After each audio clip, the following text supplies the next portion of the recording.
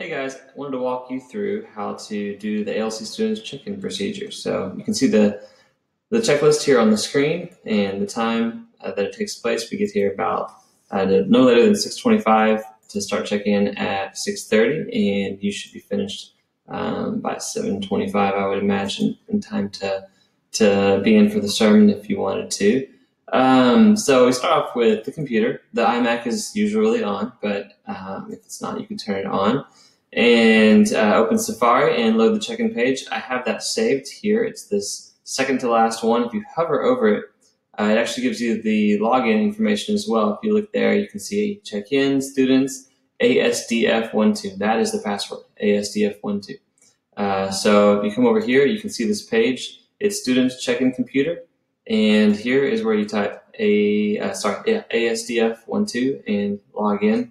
It's not going to allow me to go any further because today is not Wednesday and there is no service today. But if you check in there, you would select, it would let you set up to start logging in. You would select the Wednesday night students, and it would give you a place to begin typing names in. So you type students' names, check them into the Wednesday night service, which is currently on the 5:30 slot. There's a few options there. Make sure you select the Wednesday night service, not the volunteers or any other service that's going on at that time. And if you have a new student, have them fill out a card. We have them here on the table, and you have two sides to it. They fill out one side, and then you fill out the other, which has the date of the visit, as well as a friend that they might have come with, and any other information that you consider to be important.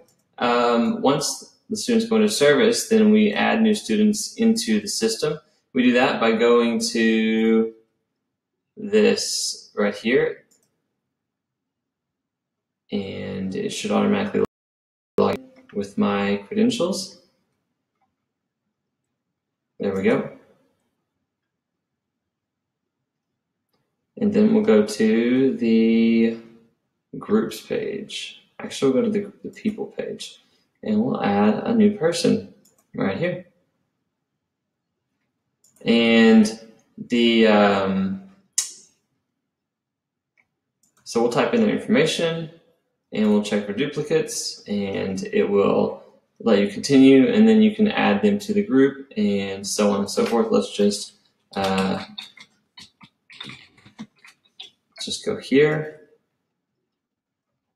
And so, as you can see, we have a lot of nones because those are our head of households for students that don't have a name. So it is none of these people. So we would hit add a new family, a person, and we would let this be the head of household.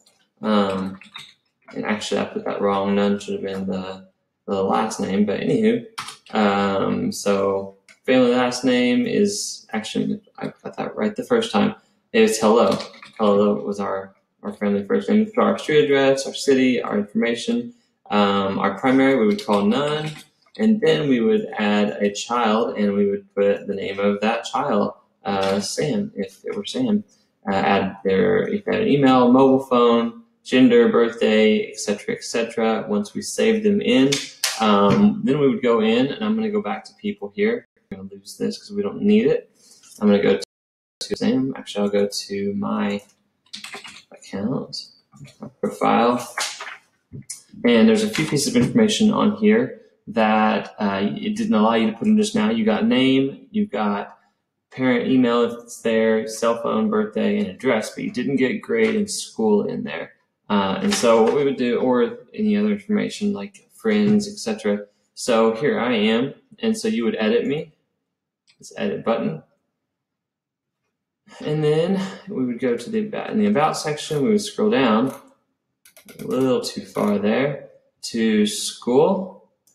We would add a school and grade, and we would add a grade. And if you wanted to add, is that under admin or here? Well, I don't see notes. I thought that we had notes for who they visited with, but I don't see that, so I need to figure out a way to add that at some point. But anyways, then you would save that, and you would have that person's information in the system.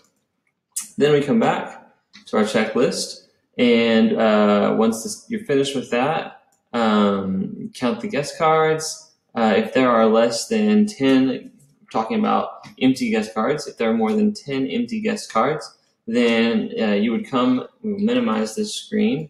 You would come down to the desktop and select these two items here. Double click on one of them. It'll pull them both up, and then we will go to print. And we'll select 4 in the copies per page, and we would make sure that it says black and white and two-sided. That's going to print some more of these, so you can print however many, 3 or 4 copies, and print it to the Konica Minolta and run to the office. I take that back, not black and white, I apologize. We'll do color. Print it into the office, and you can cut those on the cutter. It'll be on the printer when you get in there, and bring those back, and from there you can set them on the desk and make sure they're here. When you go to the office, you can take with you, let me go backwards here just a second.